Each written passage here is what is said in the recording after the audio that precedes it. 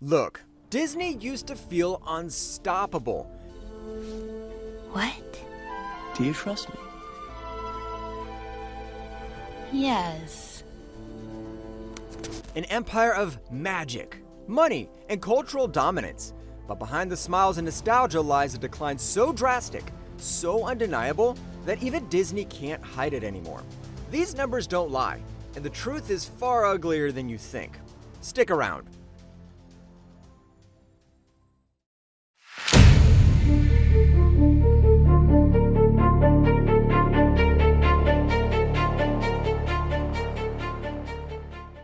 Before the stock crashes, before the billion-dollar losses, before fans turned their backs, Disney was untouchable.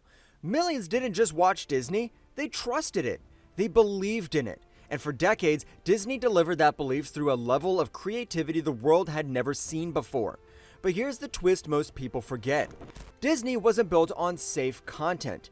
It was built on risk, on innovation, on Walt Disney betting everything he had. Often literally on the same ideas people call impossible.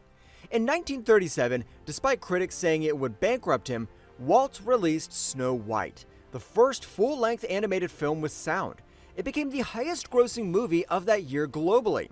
Adjusted for inflation, Snow White still sits among the top 10 biggest animated films ever. Through the 80s and 90s, Disney hit its Renaissance era. The Lion King, which did $968 million in 1994, Aladdin, $504 million in 1992, Beauty and the Beast, first animated film ever nominated for Best Picture. Oh yeah, it's all coming together. Look, the list goes on. Their animated division had a 75% box office success rate, numbers Hollywood would kill for today. But then most people overlooked the inflection point. Yep, you guessed it right, the moment the cracks quietly started to form. When Walt died in 1966, his philosophy died with him. Do your best work. Money will take care of itself. And for a while, Disney still held on. But innovation is hard. Innovation is expensive. Innovation requires a person with vision, and vision is rare these days. By the early 2000s, instead of leading the culture, Disney started chasing it. Instead of building new icons, they began recycling old ones. Instead of trusting creators, they trusted algorithms. And here's the kicker. The decline didn't start when things got bad. It started when Disney stopped being bold. Excuse me. But what exactly changed? Why did a studio built on doing the impossible suddenly become scared of failing? And how did that fear turn into a creative collapse unlike anything Disney had faced before? Let's dive deeper into this.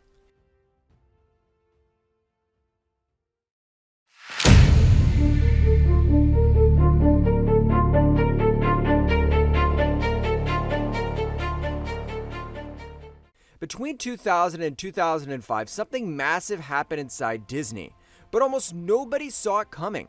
Bob Iger climbed from president to CEO, and with him came a new strategy: don't innovate, acquire. Instead of creating the next Lion King, Disney bought Pixar for $7.4 billion. Instead of building the next generation of heroes, they bought Marvel for $4 billion. Instead of imagining new galaxies, they bought Lucasfilm for another $4 billion. In 6 years, Disney spent over $15 billion acquiring creative competitors because they no longer trusted themselves to outcreate them. I've got a bad feeling about this. By the 2010s, their box office dominance didn't come from Disney creativity. It came from Pixar brilliance, Marvel world building, and Star Wars nostalgia. But here's the hidden truth Disney doesn't want you to see. From 2001 to 2021, Disney released over 100 major films. Only 25 crossed $1 billion. Only 7 were made by Disney Studios itself. Only 3 were original stories. Walt created classics with a small team and a shoestring budget. Modern Disney? Billions in IP and thousands of employees, yet only created 3 original billion-dollar films in 2 decades. That is what creative bankruptcy looks like. And the symptoms became impossible to ignore. Disney stock dropped nearly 60% from its 2021 peak. Disney Plus lost over 11 million subscribers in 2023 alone. The streaming division burned over $11 billion in 5 years. 7 of Disney's last 10 live-action remakes lost money. Pixar went from billion-dollar hits to films like Lightyear losing $200 million. But the worst part, Disney didn't fix the problem, they doubled down on it. The 2023 film Wish, created by Disney's 100th anniversary, a moment that should have been a cultural celebration, became one of the lowest-rated Disney films in 20 years. Critics called it algorithmic, fans called it soulless. And if you think that's the breaking point, you're wrong, because what came next didn't just damage Disney's brand, it fractured their fan base in a way Disney has never recovered from.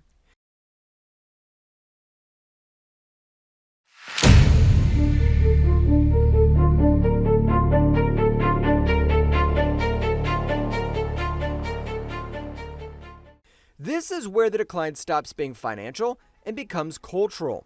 Because Disney didn't just start making bad movies, they started blaming the audience for not liking them. When Snow White 2024 drew backlash, fans were called sexist. When The Acolyte tanked, fans were called racist. When The Marvels flopped, critics called audiences weren't mature enough for it. But numbers don't care about narratives. The Marvels became the lowest grossing MCU film ever, losing nearly $250 million. The Acolyte cost $180 million and delivered one of the lowest audience scores in Star Wars history. The Snow White trailer received over 500,000 dislikes within 48 hours. Brave New World, after a 14-year franchise run, became the first film in the series to lose money. Disney wasn't losing because audiences became hateful. Disney was losing because the stories weren't connecting. And then, it got worse. Actors began mocking the very fans who supported their careers. One Acolyte cast member even uploaded a diss track calling critics racist. An absolute PR meltdown. Fans didn't reject diversity, they rejected lazy writing, soulless remakes, and disrespect for beloved franchises. This is the part where you might think Disney would self-reflect, but instead, they blamed the customers.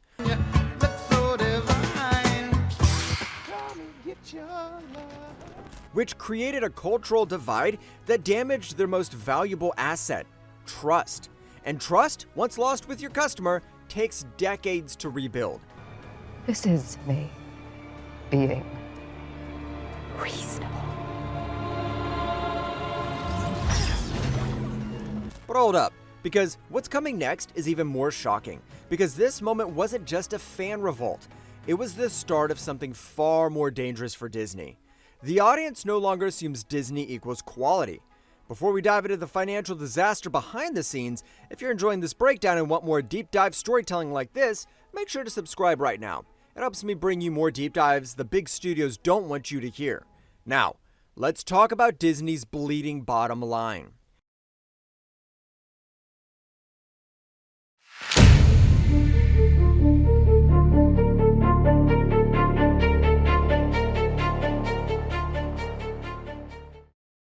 While Disney was arguing with fans, something even more brutal was happening behind the curtain. The company was bleeding money at a historic rate. Disney Plus alone lost $11.5 billion in 5 years, the largest streaming loss of any platform in the world. Their parts division carried the company on its back, generating over 70% of profit in 2023, while the film and streaming divisions continued to drain it. But the box office numbers? Absolutely catastrophic. Between 2020 and 2024, Lightyear lost $200 million, Strange World lost $197 million, Indiana Jones and the Dial of Destiny lost $230 million, The Marvels lost $250 million, Haunted Mansion 2023 lost $170 million. Wish underperformed by over $300 million compared to projections. Pixar's success rate fell from 80% hits to 3 box office bombs in a row.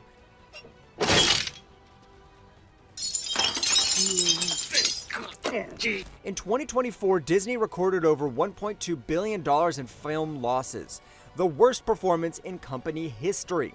And Wall Street noticed.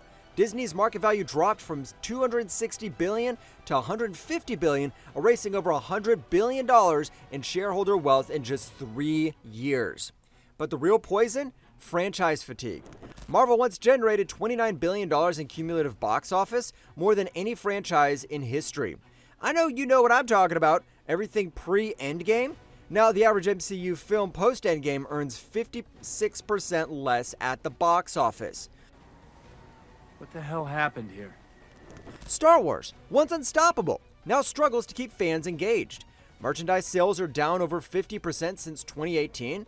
The Galaxy's Edge theme park underperformed so badly that Disney replaced characters and rebranded attractions. Meanwhile, Netflix overtook Disney Plus in every major demographic. Amazon Prime surpassed Disney Plus a global market share, and Apple TV Plus overtook Disney in critical acclaim with fewer than 10% of its annual releases. Look, Disney once dominated every category, yet now it's playing catch-up in all of them. But what if I told you the biggest threat to Disney isn't financial at all? Because the deepest decline is happening elsewhere, somewhere far more important than money.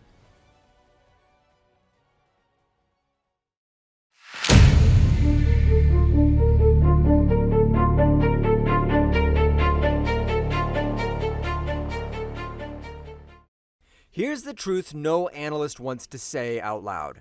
Disney's biggest problem isn't money, it's identity. I'm not who I used to be. For a century, Disney stood for something clear. Timeless stories, emotional depth, characters that grow, struggle, fail, and rise. Today, Disney stands for what exactly? Remakes? Corporate messaging? Content pumped out to fill a streaming quota? I'm so sorry. See, I suffer from short-term memory loss. The world didn't change too fast for Disney, Disney changed too fast for Disney. And audiences felt it, because humans don't connect with perfection. They connect with struggle, with fear, with bravery, with growth. Walt knew this. That's why Mulan had to train harder, why Simba had to face guilt, why Belle had to learn empathy, why Cinderella had to endure hardship before triumphing. But in the new Disney, struggle feels problematic, flaws feel offensive, and authenticity feels unsafe. So we ended up with stories that feel clean, but empty. And now Disney is quietly reversing course. Bob Iger admitted the company made too much too fast.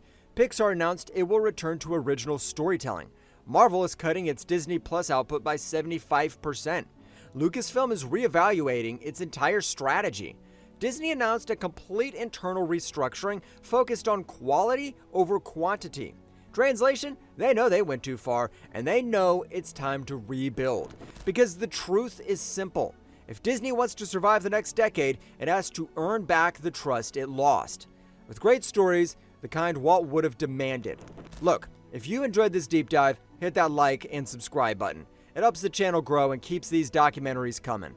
Because the fall of Disney isn't just a business story, it's a warning, a lesson, and maybe the beginning of a comeback story we haven't seen yet.